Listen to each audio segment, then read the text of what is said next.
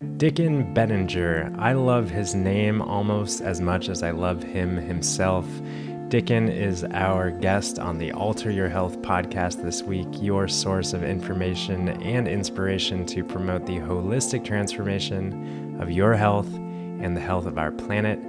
Dicken is an expert in teaching the three principles of mind, consciousness, and thought, and supporting people in understanding these principles with the intention of helping them awaken to the beautiful world that they are a part of. And that's what this conversation is all about, the three principles. We don't really talk about them that much, but we talk about the implications and the potential that understanding the three principles can have in support of your mental well-being, which, by the way, is available and with you at any point in time. And I think the same is true for your physical well-being. It's available to you at any point in time. One theme of this conversation is wisdom, and how wisdom is the divine energy that's always flowing through us. I like to say that it's the same energy that supports the physical body in healing from physical conditions. This wisdom is the source of infinite potential and creativity that we have access to if we can only just get our minds or our brains to quiet down. And that's what we talk about today, quieting the mind or quieting the brain to have access to divine mind, quieting our thought world so that we can have access to the divine wisdom that you are. So we talk about this kind of stuff in this conversation and hope you're in the mood for some enlightening and inspiring information. So, if you haven't already, if you're a new listener and you haven't yet subscribed, rated, or reviewed this podcast, I would so very much appreciate it if you did. That supports me in allowing me to have the ongoing feedback that I need to keep this thing moving forward in the positive direction so that we can evolve and grow and learn together. So subscribe, rate, and review if you haven't already. And on that note, why don't we all just sit back, fall back, and relax, fall into the wisdom and into the wise words of our guest, Dicken Bettinger.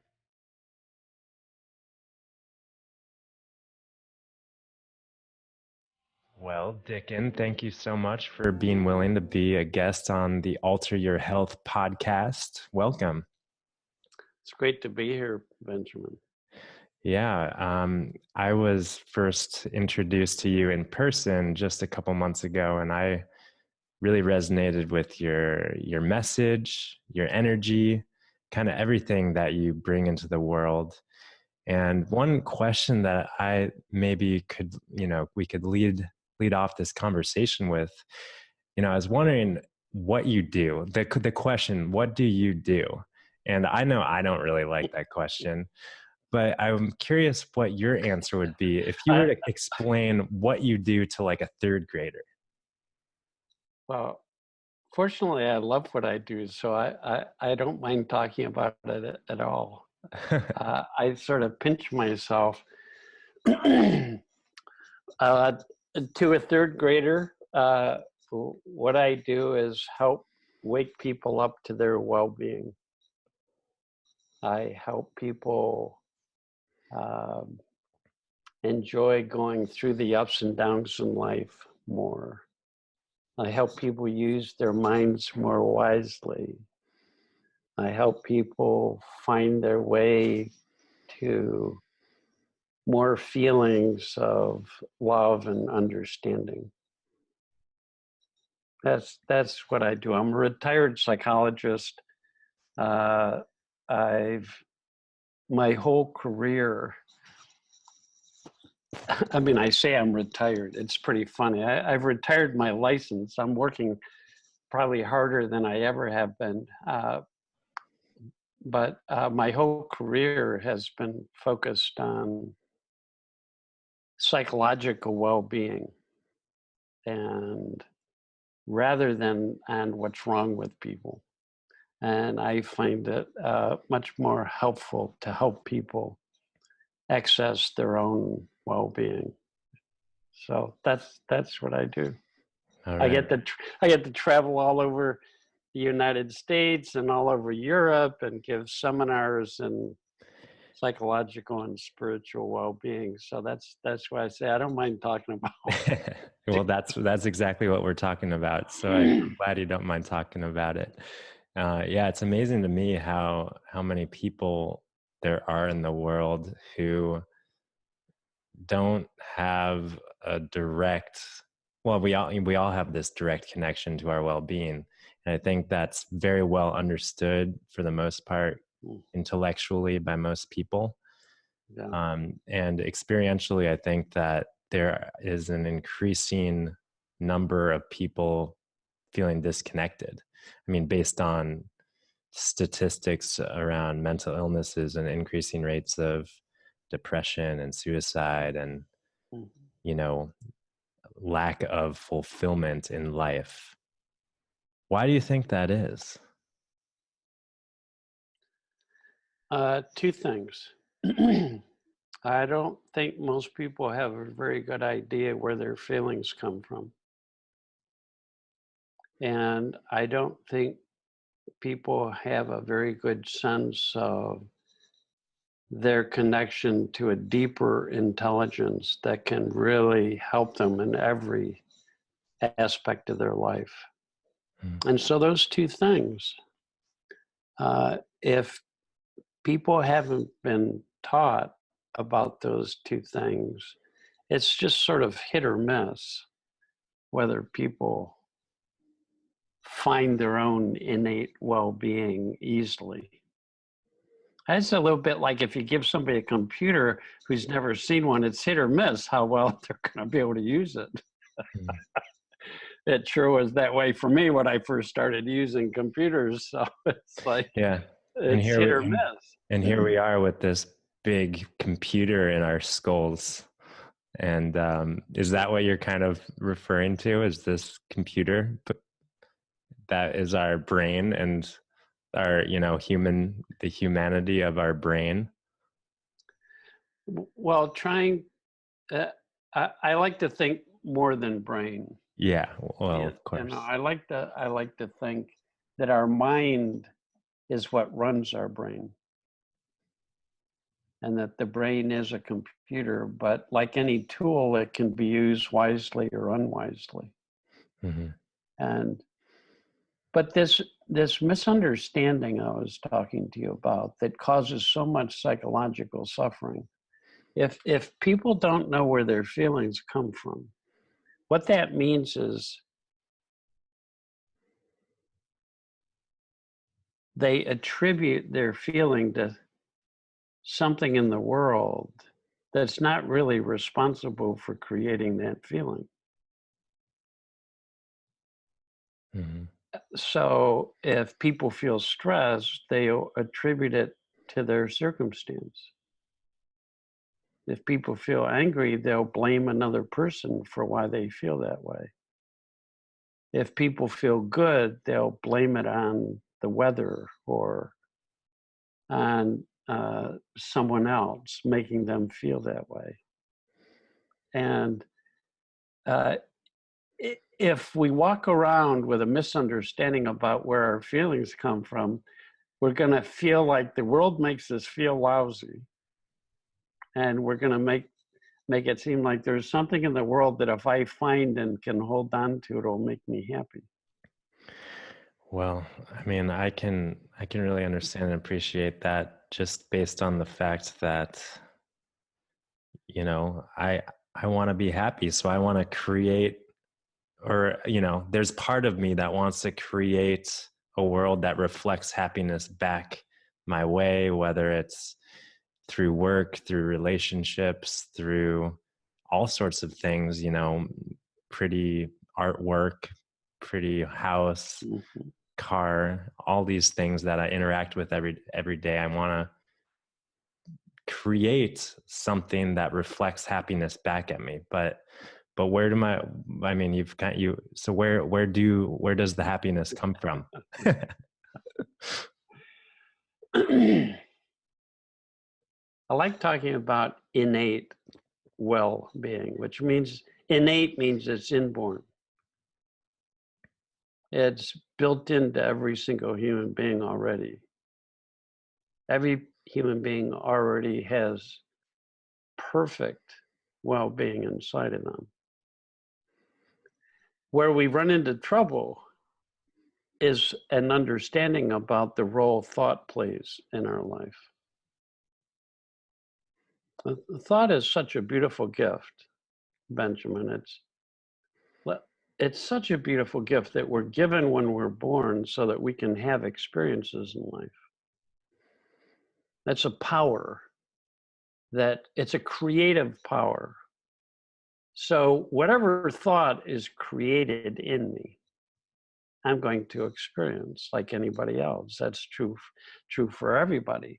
So if a sad thought is created, you feel sad. If an anxious thought is created, you feel anxious. If a loving thought is created, you feel loving. It's very scientific now, and yet it's one of the most misunderstood facts in the world, that 100% of our feelings are created from the power of thought. And I've traveled the world and I've asked people, what are you feeling and where do you think it comes from? And I never hear anybody say, well, it's obvious, it's just what I'm thinking. Yeah. Yeah, it's They'll say, great. why are you stressed? And you'll hear all different answers. Yeah. Biochemistry, weather, traffic, other people, the fact that I don't have any work, endless reasons. You ask people, why are you feeling happy? And they'll give you endless reasons for why they think they feel happy. And it's just a misunderstanding, because it's only recently then it's been discovered or rediscovered that 100% of what we experience is created from thought. In the same way, if we went to a movie with a movie projector, we could say 100% of what's created on that screen is coming from what's on the film in the projector. You mentioned just a second ago about some science. I don't know if you use the word science, but some new something new that's confirming this. Are you talking about science in like the scientific method and scientific experiments, or are you just talking about science in the scientific observation of in what both happened? sense, in both sense, in a Okay. research sense, in a phenomenological sense, in a sense that there have been people throughout history who have discovered the truth of this simple fact, that there's not a single feeling we can have that isn't created from thought. And as soon as our thinking, like one day you can hate somebody and the next day you can like them, and that's the same person. Next day you can have tons of work to do and feel very relaxed. The next day you can be completely stressed, thinking about the amount of work you have to do. And then you have lunch and you stop thinking about the amount of work you do. What happens to all that stress? It goes away. Why? Because you're having different thinking now. And the stress doesn't come back until you think about it in a way that causes stress. And if you think about your work in a way that doesn't cause the stress, you won't feel stressed no matter how much work you have. If somebody says something mean-spirited to you, you won't experience what they said. It's not possible. You'll experience what you think about what they said.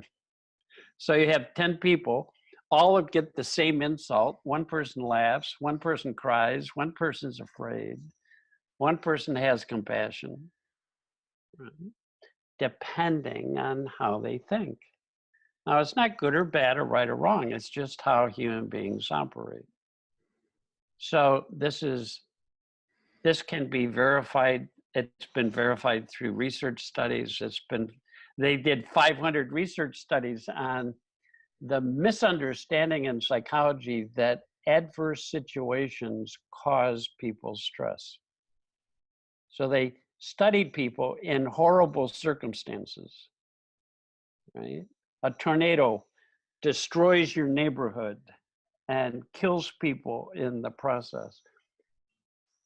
Some people feel stress, some people feel enormous relief that they weren't hurt, other people feel gratitude that nobody in their family was killed, other people are devastated. But you can take any situation that we think would cause stress, and if you put enough people in that situation, you'll find there's as many responses as there are people. To me, that's fascinating. I mean, it's so intriguing. On any one particular day, I don't know how I'm going to respond to a certain circumstance. Right. It is very fascinating. And at the same time, I'm thinking about society and social, I'll use the quotes, social norms and what's expected, maybe. For like in the tornado example, maybe it's expected that there's devastation and loss and grief and pain and suffering. So do you think that societal norm influences the thoughts that people let in and cling on to? It does. Like innocently, we've all been taught from what other people have been saying to us from when we were born until now. We've all been taught by the people around us because they use the language that says things in the world cause me to feel the way I do. Mm. You'll hear it all the time in people's vocabulary. But as people, I have colleagues along with myself who are teaching this understanding about how thought is the sole source of experience, how we're all connected to innate well-being and wisdom. There are people teaching that in contexts all over the world. And it doesn't matter the group of people if it's true that that's how we all operate. Talking about that with people reminds them of what's true. And then they have insight in going, oh my gosh, that is true for me. Like when I went to my first training in this, all of a sudden I saw that a lot of the thinking I did made me anxious. And when I realized that, I would just stop thinking about a lot of things that made me feel anxious. So I had less anxious thinking. Yeah. So I experienced less anxiety. And I said, this is unbelievable. This was your first introduction to this understanding. Yes, I'd been a psychologist for 10 years. And I'm- like any other psychologist, we thought experience was caused by stressors in the environment or other people or circumstance or personality or the past or biochemistry. But you saw in that moment with those thoughts that those were anxious thoughts. And I saw myself thinking up anxiety and I went, wait a minute. yeah, no, that's Why am I interesting, doing this? because I think that here I am using the think word, but I feel like most people don't feel totally out of control with regard to their thoughts. And you hearing you tell that story of, oh, I saw that I was thinking these anxious thoughts, and then I was able to separate from that. Like I get it in my intellect, but can you walk me through how that happens, how that separation occurred in that moment, distancing yourself in a way to I don't know if this is accurate, but choose new thoughts or choose Okay, what let you me. are holding on to. This is great, Yeah. Benjamin. It's the power of insight. So let me talk about insights for a minute, and the critical role in learning that insights play. Say we're trying to learn how to ride a bicycle. It can be really hard at first. And then all of a sudden, it's like you get it a little bit. You have you have a little insight about balance. You might not be able to articulate it or explain it, but all of it goes suddenly from being hard to suddenly being easy. I remember when I was studying fractions, I wasn't a very good math student, but for some reason I had immediate insights into fractions that made it seem so simple to me. And pretty soon I'm teaching other kids in the class about fractions. Here I am, this horrible math student, but fractions, for whatever reason, seemed really easy. Right? You're trying to learn how to use a computer. Without insight, you wouldn't learn how to use it. Now, it's the same with learning about how our minds work. You begin to have an insight into the logic of this principle of thought. Like, it's always true that what you think creates your experience, and as your thinking changes, you'll feel different. If your thinking doesn't change, you'll keep feeling the same way. You're angry. If you keep thinking about something in a certain way, you'll keep feeling angry. And then someone says, "Hey, Dicken, it's lunchtime." I go, "Oh, really, what's for lunch?" You see? But then I can have an insight that I have free will, and I can either think about something or I can stop thinking about something. And pretty soon, my whole understanding of feelings changed. My feelings weren't a statement about the world, they're a statement about the thinking I was doing. So if I'm feeling sad, I'm having sad thoughts. It's not good or bad, it's not right or wrong, it's how we're built to have experience. It's very cool. It's what a thought is what allows us to have any experience in the same way. A movie film is what allows us to have a movie. It's very cool. And whatever particular frame the light shines through, that'll be what's on the screen. And it's the same with human beings. Whatever thought we have in mind, the light of consciousness shines through that and brings it to life as an experience so we can experience our feelings and be aware that we're having an experience. Right? It's always worked that way. Yeah. It always will work that way.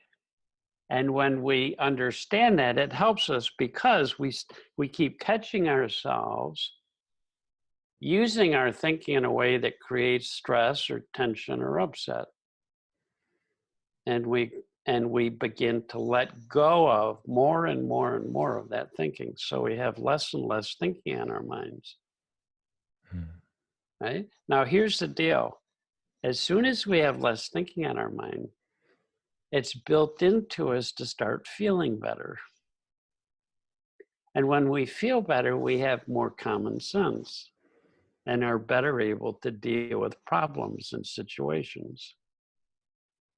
So it's enormously helpful for us to understand the nature of thought and how it works to create human experience from the inside out. In other words, it's not the outside world creating my experience, it's the thoughts created within me that are creating my experience. That's very empowering. Mm-hmm. Very, very empowering. You talked about the increase of mental illness, more depression, more anxiety. One problem. people are having uncomfortable feelings that they misattribute to circumstance or the past or biochemistry or other people or situation, they feel more and more helpless. So they do even more thinking about that. And that thinking tends to lower their spirits even more innocently. Yeah. Innocently. Yeah. We live in the very, I would say, disempowering way in that sense. You know, the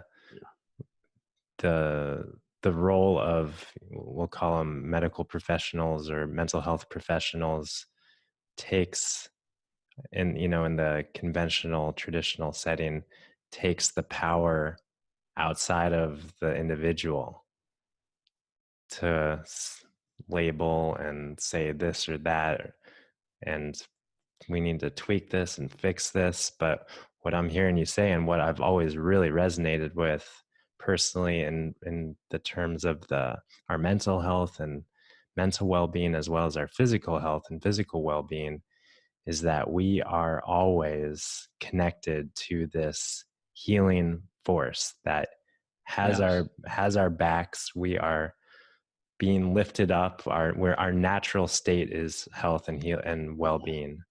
Our natural state is health and well-being. And and yet this, paradigm that we're in, we're not really empowered to step into that and to embody that.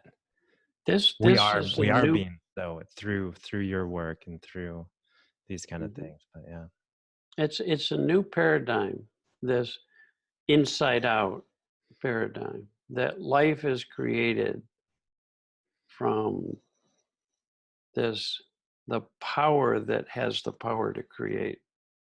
So the power of thought creates all of our mental activity.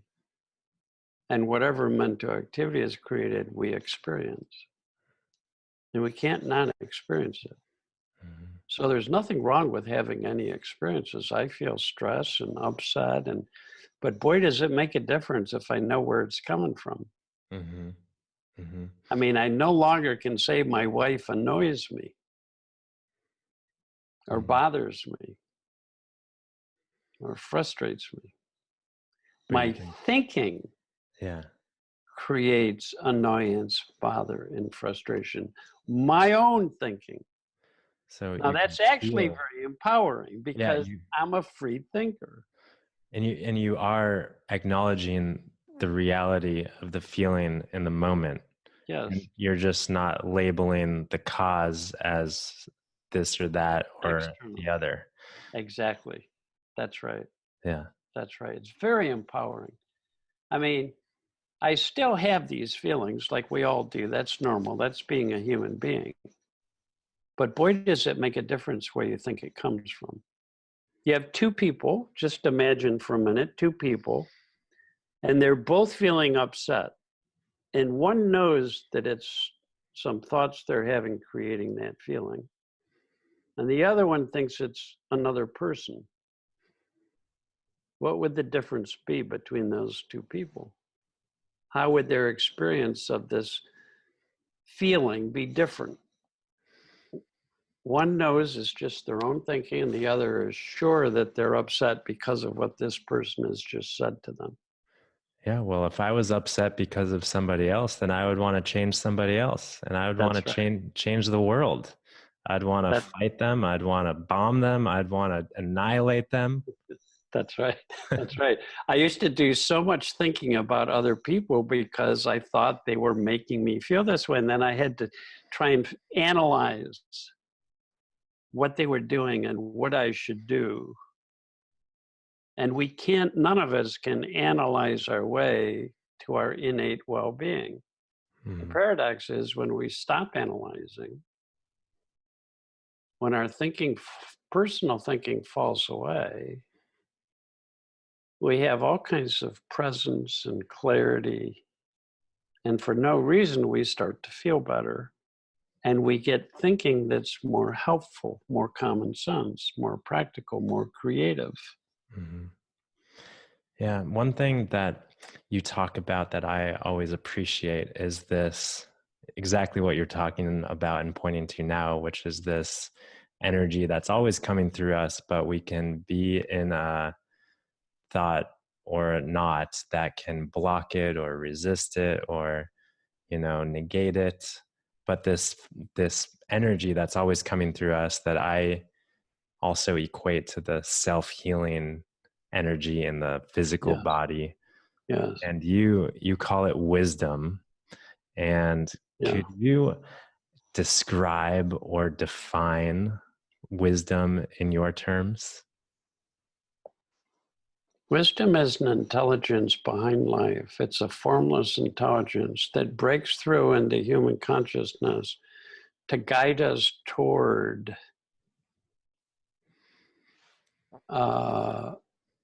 thriving. So you see this same intelligence in nature. Like flowers, this intelligence can move flowers so they face the sun and then they follow the sun. This intelligence knows how to take light energy and turn it into energy for the plant to grow. It's the same intelligence. Like I was reading a book, The Hidden Life of Trees, and it's talking about if a certain insect starts eating the leaves on a tree, the intelligence behind that tree knows how to change the chemical compound of those leaves so that it's distasteful to that particular species of insects. And not only that, it sends a signal through its roots and through the fungi underneath the forest to all the other trees saying, change your biochemistry so that your leaves are not tasty. Wow. That is wisdom. Yeah. and to begin, for me to begin to understand the notion of wisdom in human beings, it's like throughout the ages, people have talked about wisdom. This isn't new. The wisdom teachings, but we used to think only certain people have wisdom, or you have to gain it with age, Right. or with experience, or with Right. understanding. And now we're beginning to see wisdom as an intelligence built into every single human being. With any human being I've ever worked with, and fortunately, all the people I've worked with have been human beings, but with anybody I've ever worked with, when their head clears and their people's minds are open, we're not being influenced by what we're thinking. We're really in the now. People feel better and they intuitively know what's right to do. And that's wisdom breaking through into human consciousness. You can call it intuition, you can call it common sense, you can call it just, some people are calling it non-conceptual knowing. Some people call it being creatively responsive to difficulties and challenges. What I love is it's built into everybody, and we can't think our way to it. Mm-hmm. So it's very interesting to me that when I see most adults who are feeling stress or upset, they think even harder about what's going on and innocently block the flow of wisdom. And why is that? Because of this misunderstanding. They don't know that their stress is created by their own thinking. If you knew that, you'd set your thinking down in the same way that when you touch a hot stove and it's too hot, you don't need a technique or a course or a program to tell you, take your hand off the stove. As soon as I started seeing it's my thinking creating this feeling of stress, tension, upset, I back off from my thinking.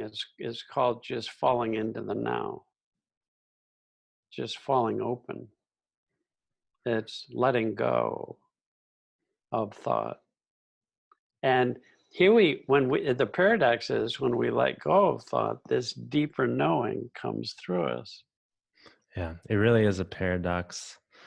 I mean, I remember, years ago having conversations about wisdom and experience and thinking that, oh, well, all I've got to do is really create a life that allows me this experience or that experience so that I can, accumulate and gather all of these experiences that and use them to be wise and use them for good and use them to cultivate wisdom. But it's totally not the way that wisdom is cultivated. Wisdom isn't cultivated. Yes, Wisdom that's is right. just experienced in any moment by, I love how you just say, falling back clear with a clear mind. That's why so many people in the world meditate and pray, is that they're looking in a direction where they're letting go of everything they're thinking. And in that space that's created, that openness, universally, people start to feel a deeper sense of connection to life and have more just intuitive knowing that's helpful Mm-hmm. on how to deal with any kind of situation, Mm-hmm. any kind. Mm-hmm. Right? Yeah, I know that a lot of people in the three principles understanding are averse to techniques and practices such as meditation. It's like not part of it. But part Not of me, necessarily. Not yeah, necessarily. I think that's sort of a global statement. If it occurred to me in my common sense to do something, I would do it. yeah, It's not like there's rules. It's right. the principles just say this is how life works, like gravity. Right, Gravity doesn't tell people whether to jump off the roof or not. right. The principles don't tell people to do or not do anything. Yeah, thanks for the reminder.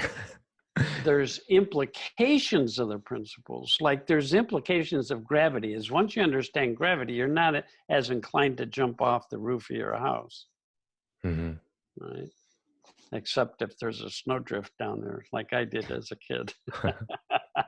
Then I may be more inclined to try it, Yeah.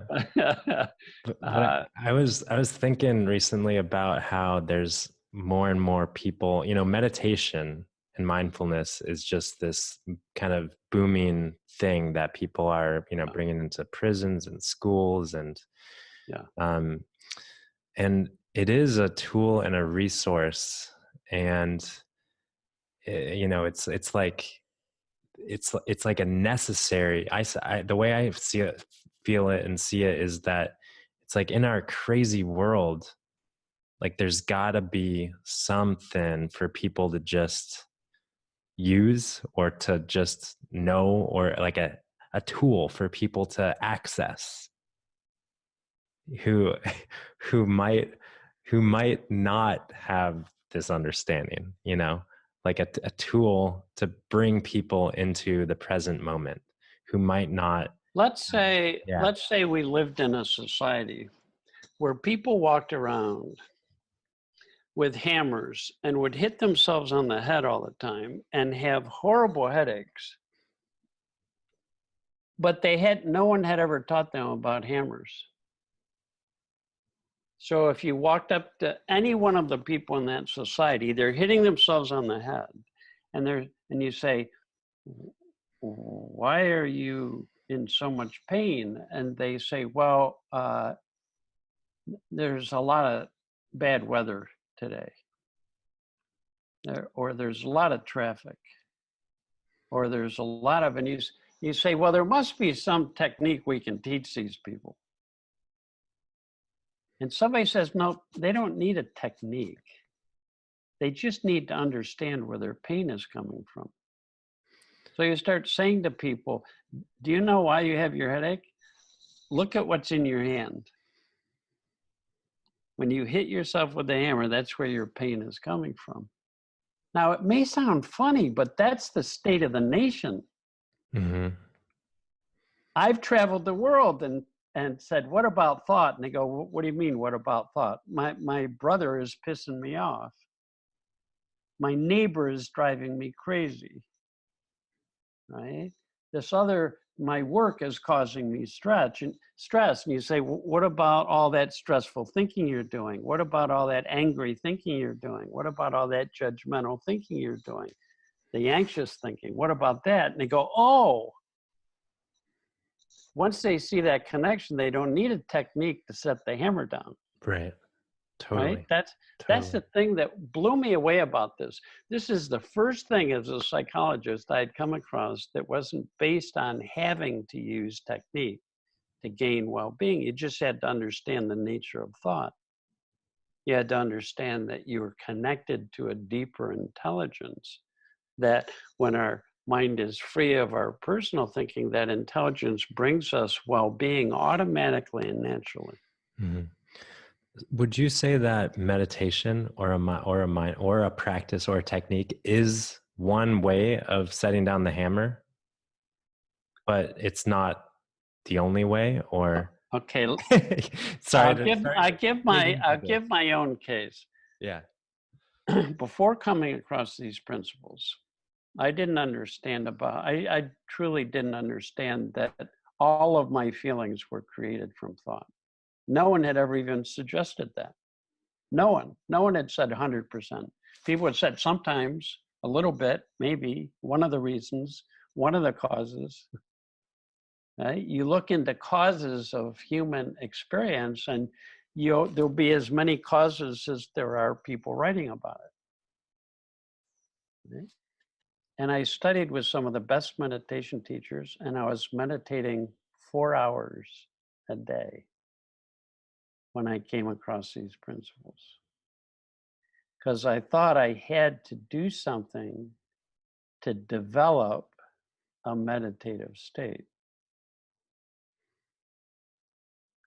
And I start learning about these principles, and I asked about this, and they said, well, why would you develop what you already have? Your natural state is meditative. But if you don't understand the nature of thought, you'll always be filling your head up with a lot of thinking. And the more you understand the nature of thought, the more you set down. The vast majority of our thinking isn't helpful or necessary. It's just a lot of little hammering we're doing. Mm-hmm. So as we start to realize that, we set it down, the stress goes away, the anxiety goes away, the sadness goes away, the hurt goes away. That's called being resilient. And then when those thoughts go away, it brings us right into a meditative state, which is very relaxed and very alert, which is what everybody's looking for. But it's already there. It's just covered over by this thinking that's created because of a misunderstanding we have about where feelings come from. Mm-hmm. As the misunderstanding clears up, we start setting down more and more of the thinking that we do, which is unnecessary, maybe 90% of our thinking. Right? We start setting down that more. We start living more in the now. Mm-hmm. And for no reason, we just start to have deeper feelings of aliveness and connection and well-being. Mm-hmm. So I went from meditating 4 hours a day to having insight into the hammers. I started setting the hammers down and found myself walking around in a natural meditative state much more of the time than when I was meditating 4 hours a day. I love that story. I love that story because I think that it really points to the power of what we're talking about. It does. Yeah. And my family was really happy because now I didn't have to run off to meditate to find well-being.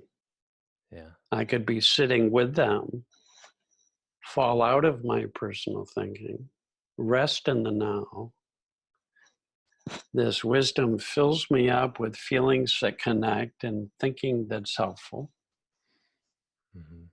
Right? That's one of the best ways of describing a meditative state, as a natural state of deep relaxation, but you're highly awake and alert, Mm-hmm. fully present. Mm-hmm. Yeah, it's so powerful because I mean, if you think about it, it's like when you're if you're meditating, if one person is meditating for 4 hours a day, then that's 4 hours a day that you're not doing anything else. Not that there's anything wrong with that, but it's Yeah, like, why not access that and be in the world yeah, and be yeah. in your life? Extraordinary. Yeah. The people that I knew that were gaining insight into thought and wisdom, becoming more aware of the role thought played in creating all experience inside out, and becoming more aware of the intelligence behind life that breaks through when we're open. They were becoming more meditative than the people in my meditation class. Isn't that interesting? Who were twice a day trying to sit and do a technique for 20 minutes in the morning and 20 minutes in the afternoon. Mm-hmm. Yeah. And And then the rest of the time, the problem is, Benjamin, this is the biggest problem. And I have nothing against meditation. I love meditation because I did get to quieter states and great feeling. But then I'd walk out of meditating, my right. kids would be arguing and fighting. And I would think they now have ruined my state. They've pissed me off. They've made me anxious or upset. Yeah. And I've worked with many people who've been meditating like I had for 20 years, who still attributed their feelings to external forces. Yeah. Well, you just need to go to 3 hours, 6 hours a day. Or like, That's what I was doing. I was doing 3 week silent meditation retreats, and I was really seriously considering doing a 3 year meditation retreat, wow. because Wow. it seemed like that's the only way I could finally get to a point where I wasn't affected by the world. And now to find out I never am affected by the world. I'm Yeah. only affected by my thinking. I'm not affected by the world. So I don't have to meditate. So I don't personalize the world so much. I need to gain insight and understanding that allows me to be less affected by my own conditioned thinking. Mm-hmm. Yeah. What I'm really just realizing now is how meditation or any other practice can be a tool, and it can separate, and it can just silo you back into an alternative reality and keep you pointing the finger at something outside of yourself. And okay, well, I'm triggered and I just got to go meditate. Oh, I'm triggered again. I'm going to go meditate.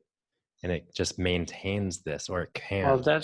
it reinforced the outside in view that the world makes you feel the way you do. So there must be something in the world you can learn to do that makes you feel better, because the world makes you feel bad. It's based on a premise or an assumption that's not true, not accurate. If 100% of our experience is created from the power of thought, other people don't influence me or cause me to feel good or cause me to feel bad. What I think, 100%, will create what I'm feeling. 100%. I have a friend who uh, teaches these principles to men in prison, and now women too. And at first, they cannot believe that other people don't cause you their feelings, because people would say something to them or even bump into them, and they would feel like they were being disrespected, and they would get extremely angry and have to fight back to maintain their honor. Right? So they lived in a world of the people make me feel angry, and then I have to act on it, but I have to even if it gets me into trouble. Right? And then they learn this understanding. It's unbelievable to hear them talk, where they begin to feel like, I can live a healthy life. I can really live a good life. I never thought I could. Right? I'm just living in the world of my own thinking. So if I understand that, I'm not so frightened when I get angry or upset. It doesn't bother me so much. I know it's just some thinking I'm doing. I know if I wait a little bit, it'll pass. It always does. The more I leave it alone and don't think into it, the quicker it passes. Mm-hmm. So to see these men and women come back to their natural resiliency, be able to get over upset very quickly, be able to live in beautiful feeling, be able to learn to listen for and trust their own wisdom and common sense. They can leave prison and create a good life for themselves. The recidivism rate, the percentage chance that someone will come back into prison after you let them out in the United States is like 70, 80%. Right? After a year of going through this program in prison, the recidivism rate dropped down to 10%. Wow. Thinking gets us into trouble, and only our wisdom can get us out of trouble. Yeah. It's really powerful and empowering. It's very empowering. Yeah, it is very empowering. So I'm curious, Dicken, in your world, in your day-to-day, could you walk me through a time of when you have felt disconnected or imbalanced or upset? And just can you walk me through your thinking around it and navigating the inevitable as I see it? Yeah. Well, every day. Yeah. Everything in the world of form goes through cycles. So you have night and day, you have breathing in and out, you have tides, there's cycles and patterns. Things are born, they live, and then they die. Right? There's these natural cycles. The quality of our thinking also is on a cycle. Well, that makes a lot of sense. That's why it keeps on coming back and again and again. It will always come back. Yeah. Because it's on a cycle. And we call that in human beings, we call that moods. I've never met a human being who doesn't have moods, who doesn't have ups and downs in the quality of their thinking. Well, I think I need to let that sink in, because I think that I've been under the impression that moods are not, I didn't know that every human being, I thought it was, maybe 90%. I didn't know it was 100% of human beings. Every. I've never met a human being who doesn't have moods. All right. Well, all right. Then now we get alone. Better and better at going through moods. Yeah. So walk us through that. Like, okay. For me, a low mood just means I have more judgment in my thinking. It feels darker. I don't feel as connected to people or to life. Right? So in a low mood, I'll have more judgmental thoughts about myself or about other people or about work or about life or about politics, right? Get upset, feel bothered, right? That's a typical low mood. Anybody who has kids or grandkids knows about moods. Well, I don't have any kids yet, and I can let you know that I know about them too. I know. Okay, good. Because it's so evident when you look at other people, and then if you look at yourself carefully, you'll see that we all have ups and downs. Now, let's say I'm having a low mood, so I'm not feeling as good. I'm bored. I'm depressed. I'm anxious. Normal low mood. If I don't understand where that feeling is coming from, I'll attribute that low mood to circumstance or to people. If I know that it's created from thought and that it's normal, I leave it alone. And when we leave low mood thinking alone, it passes very quickly and we come back up again. It's called being resilient. So with an understanding of the nature of thought, we still have low moods, but we blame less. We misattribute less. We misunderstand less the nature of our experience. We might still do that at times, but not as much, or maybe for not as long. Because sometimes it does seem, I get gripped in my thinking, and it does seem like the traffic really is affecting my mood. And then at times I wake up and I see the thought hammer and I set it down and my mood lifts and there's still as much traffic. But now I'm listening to music or I'm listening to a book on tape and I'm not in a low mood. Mm-hmm. And it's the same situation. So how could I blame the situation? Mm-hmm. Right? Yeah. Well, we talk about feeling and thought changing and passing moment to moment. Mm-hmm. And sometimes on this topic of moods, I feel like moods for me don't necessarily change and shift moment to moment. Moods kind of carry more, there's more residue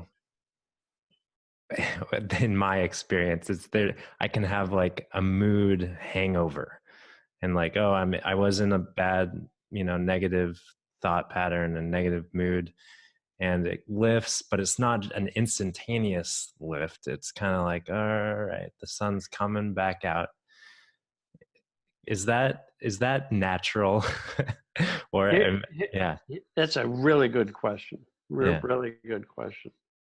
There's a lot of misunderstanding about that. I watched my little grandson when he was first born have all kinds of feelings, all kinds of moods, but he had no thinking about it. So he went through it very gracefully. He didn't feel bad about what he was experiencing. He wasn't wishing he felt better. He wasn't trying to do anything about his experience to change it or to improve it. He wasn't meditating. He wasn't, as a technique, he wasn't doing anything. Mm-hmm. It was just totally present, and the mood would come through him. That's health. In healthy human beings, they have an understanding that allows all of their thinking and moods to flow through naturally. Maintaining your resilience and not blaming the world. So it's possible to be in a low mood and with no thinking on it, you can still be kind. You can still do your work. If you're an athlete, every time you have a low mood, you don't have to go sit on the bench and wait until you're in a good mood before you can play. You do have to be present though. Right? So when we're present, we have these moods, but they flow and they don't really feel that bad. They just flow through. Right? So my wife can say, Dicken, you look like you're in a low mood. And I say, yeah. And it's not a problem because I'm not blaming her for what I'm feeling. She's happy about that. I'm not concerned about it. I don't have to pay attention to that thinking, and that keeps flowing. I don't, as one of my clients says, I don't have to sit down and have a cup of coffee with every thought that comes in that's of lower quality. Just let it flow through. That's healthy. That's taking responsibility for your thinking and your feelings. It's normal. Mm. There's a difference. When I'm in a low mood and doing a lot of thinking about it, it's quite painful. When I'm in a low mood and I'm like a baby, it's not painful. Mm. It's actually, there's no language for this. I'm in a low mood, but it doesn't feel bad. I'm sad, but there's no holding. It doesn't mean anything. Nothing wrong. Sounds like peace. You're at peace or comfortable with being uncomfortable. You're at peace with what is. Yeah. It's like our thinking creates all kinds of weather, and you don't have to hate weather to live with it, right? So there's people who are comfortable no matter what the weather is, and there's other people who every time it rains or gets cloudy, complain, as if it's the weather making them feel this way. You see how it can be a vicious cycle? So as people gain understanding about the role of thought, they stop blaming the weather for how they're feeling. And that when we do that, it flows through us more gracefully. And when that happens, we become more resilient. When we become more resilient, more of that wisdom comes through that guides us toward how to live with the fact that we're having moods. Mm-hmm. So when we're in a low mood, or when you're in a low mood, because maybe you don't know for everybody, but I'm sure you know for yourself, when you're in a low mood, do you feel connected with your wisdom? It depends on if I'm caught up in my thinking or not. Like think of it, like I played sports all growing up, and my favorite sport was soccer. And it didn't matter what mood I was in. If my mind is open and my thinking is flowing, it's called being in the zone. Zone pays no attention to what mood you're in. You don't have to be in a good mood to be in the zone. No, that's a misunderstanding. Otherwise, you'd see athletes stop 50% of the time. They'd sit there helpless until they got into a better mood. So being in the zone, if I'm hearing you accurately, is really just being in the present moment and being aware of the nature of thought. Yes. That's all it is. So we don't have to wait for the good thoughts or wait for the good moods. Only ego waits. In truth, at any moment that we're not holding thought, there's enough space for wisdom to break through and guide us beautifully. It can help us when we're really upset. Our own wisdom will say, this isn't a good time to tell the person I think they're a jerk. This isn't a good time to send this email that I was going to send. Right? Just common sense. Yeah, these are good examples of common sense wisdom. Don't do that. Don't say that. Don't do it. Or walk out of the room if you need to and calm down. Give yourself a timeout. Or go out, take a breath of fresh air. Yeah. Yes. We can be terribly upset. We're a thought away from having access to common sense, which just means we're not caught up in our thinking at that moment. We're not holding on to that thinking. Right? So the more I understand the nature of thought, the less compelled I am to hold on to my thinking while I'm upset. My teacher used to tell me, Dicken, when you're upset, you can just ignore whatever you're thinking. There's nothing wrong with it. It's not bad. It's like it's not like the inhale is good and the exhale is bad. And if we're healthy, we're not going to do the exhale because it's bad. So we're only going to inhale. I'm not going to have exhale anymore, as if there's something wrong with the exhale. There's nothing wrong with a low mood. There's nothing wrong with being upset if you take accountability for that rather than blame it. You blame it, it's boy, there's going to be all kinds of psychological suffering. Mm-hmm. Mm-hmm. You don't blame it. It's just a normal human experience. Like I can tell when my wife's in a low mood, but as she just gets a little quieter, she's not as prone to say things.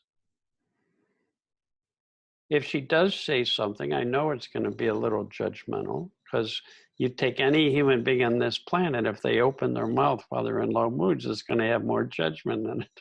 Mm-hmm. That's why little kids, when they're upset, can say to a parent, I hate you, I hate you. I'm never going to look at you again.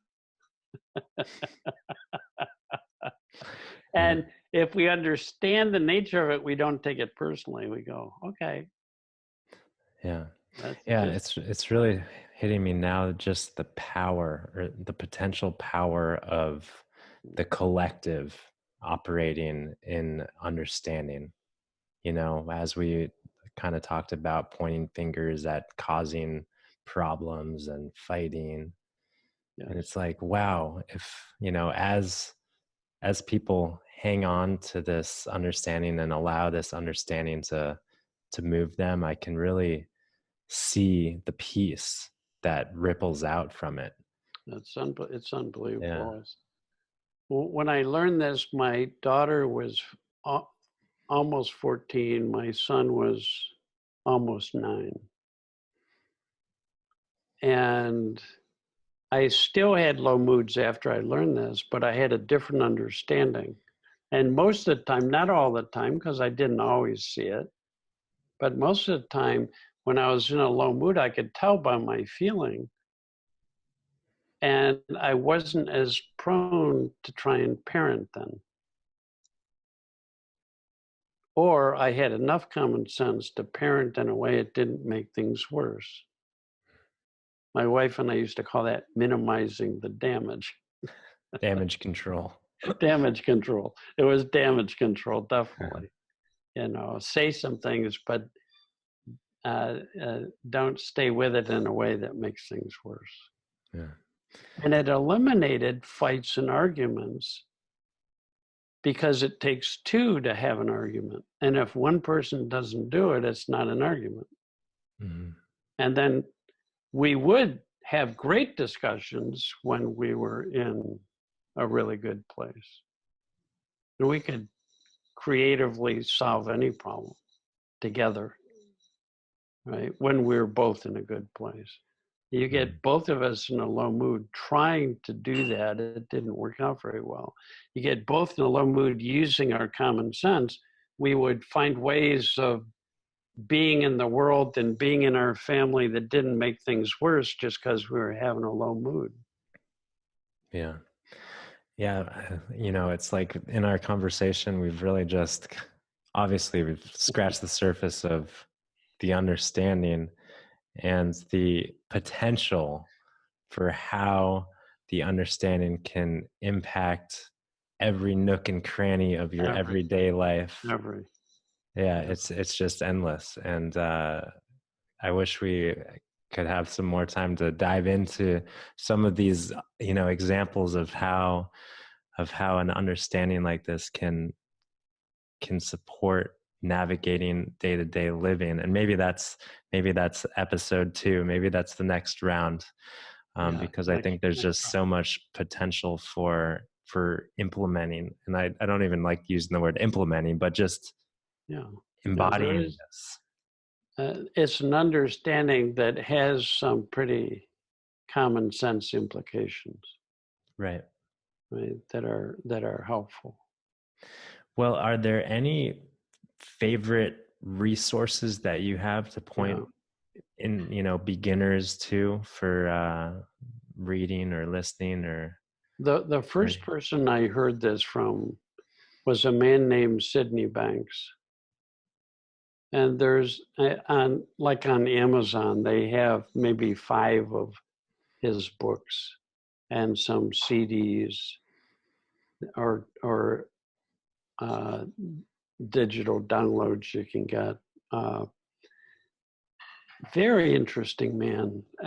And one of I think the clearest teacher of the power of thought, the power of consciousness, the power of wisdom, or our big mind, to create and operate life.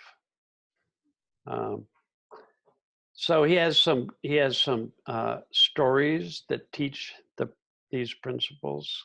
The Enlightened Gardener and the Enlightened Gardener Revisited. There's a book of his called The Missing Link, which I love. It's just, it talks about these principles in a very simple, straightforward way. It's not a teaching story. It's the only book Sid wrote that wasn't a teaching story. He thought stories were a great way to learn things because stories can get in under our intellect, so we're not as prone to just argue with ideas. Mm-hmm. Right? Yeah, unless you're someone as intellectual as me. I can even in stories, my intellect can fire on and think, okay, Yeah. well, Yeah. But that's all right. I wrote a book called Coming Home, Uncovering the Foundations of Psychological Well-Being, with a friend of mine, Natasha Swerdloff in Denmark.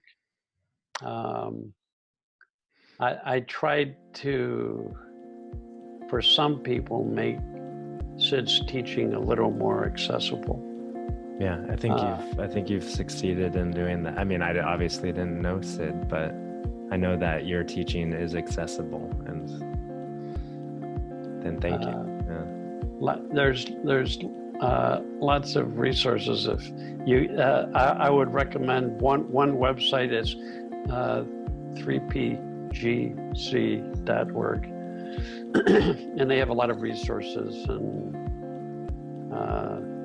if you want to hear Sid Banks talking or see him, there's a website, www.sidbanks.com. Yeah. And there's 10 half-hour streaming videos of Sid talking about the principles, and they're excellent. I'd recommend them to anybody. Excellent. That's a good go-to. All right. Well, this has been really valuable. I know for me personally, it's been a pleasure to kind of dive in and deepen a little bit. Every inch of depth, I feel a lot. And thank you for being part of that deepening for me personally, Dicken. And I know that a lot of people will probably be touched as well. So thanks again for your time and peace and love. And until next time. You're welcome. Thanks, Benjamin. Appreciate it.